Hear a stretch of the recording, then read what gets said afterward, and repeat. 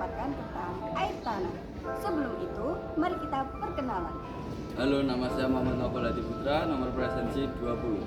Saya Lali Novadila, nomor presensi 12.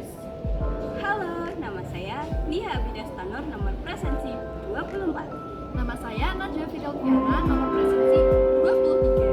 Halo, nama saya Devina Inas, nomor presensi 33. Nah, kalian penasaran nggak sih sama materi yang kita bawakan?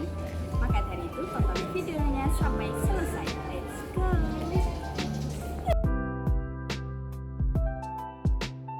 Baik, di sini materi yang kita bawakan adalah air tanah. Sebelumnya, mari kita kenal apa itu air tanah di slide berikutnya. Next. Jadi, definisi air tanah adalah air yang terdapat dalam lapisan tanah atau bebatuan yang berada di bawah permukaan tanah.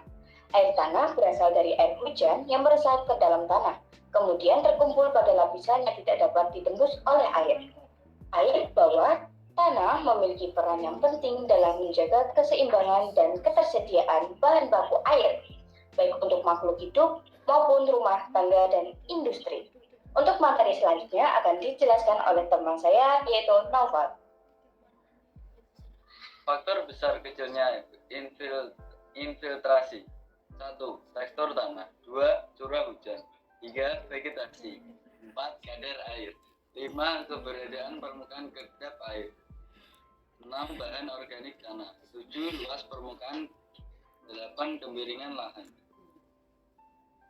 Selanjutnya akan diterangkan oleh teman saya. Baik, proses terbentuknya air tanah bermula pada air yang turun ke bumi sebagai air hujan, sebagian besar akan mengalir di permukaan tanah sebagai air permukaan. Contohnya seperti sungai, danau, atau rawa. Sebagian kecil air hujan tersebut juga merasap ke dalam tanah dengan masuk ke dalam zona jenuh sehingga menjadi air tanah. Selanjutnya akan dijelaskan oleh teman saya Nia. Baik, jenis air tanah berdasarkan letaknya dibagi menjadi dua. Yang pertama adalah freatik dan yang kedua artesis.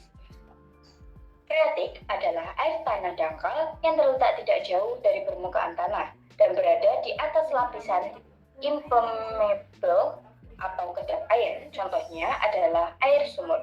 Kemudian yang kedua adalah artesis, air tanah yang terletak di antara lapisan aquifer dan batuan kedap air.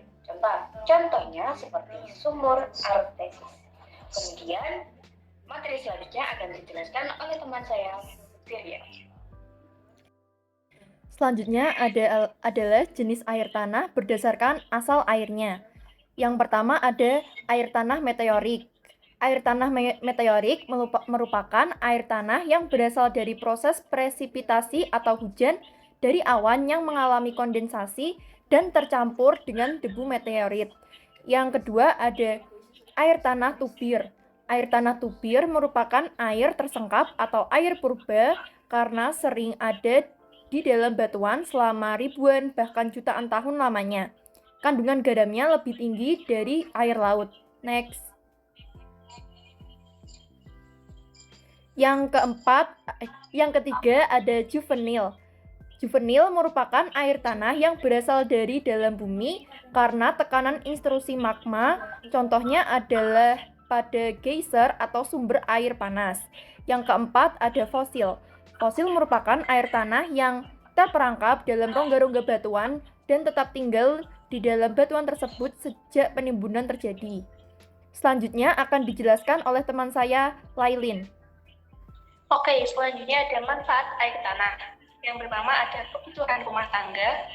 Yang kedua ada irigasi atau sumber air bagi pertanian. Yang ketiga, menyediakan kebutuhan air bagi hewan dan tumbuh-tumbuhan. Dan merupakan persediaan air bersih secara alami.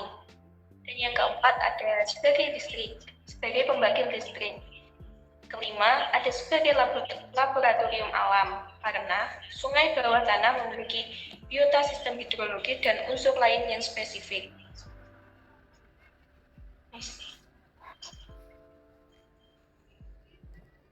Sekian penjelasan dari kelompok kami tentang materi air tanah. Semoga bermanfaat untuk yang menonton.